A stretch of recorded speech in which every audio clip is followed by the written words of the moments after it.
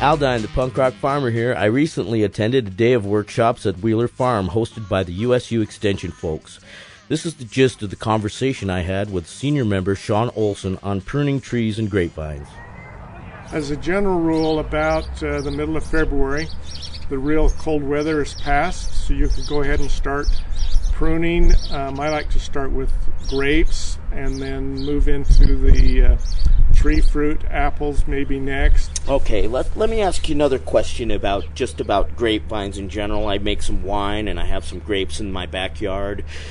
I've sort of trained my plant or my grapevine to go down onto a fence and spread out and go around a corner, and thinking that I'm going to get more production out of it. Is that a misconception?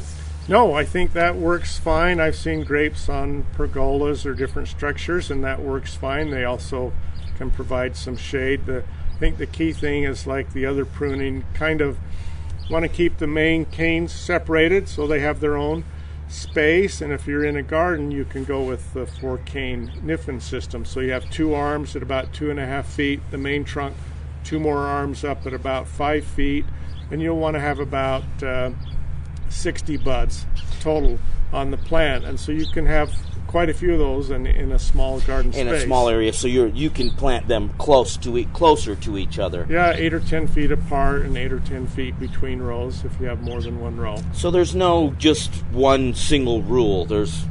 No, that's the neat thing about grapes, is they'll kind of just grow everywhere if you let them, and so adapt to your structure or your fence or whatever you have, but they still need to be cut back and kind of kept in bounds. Like if you have a fence along a sidewalk, if they grow out too much, then people can't walk, and so keep them back on the fence. I have some trees that have been left unattended for a while throughout the years, and they're kind of like one large branch coming out and a lot of runners coming off. Can they be reshaped? Is there any way to save them? Yes, you can rescue a neglected tree.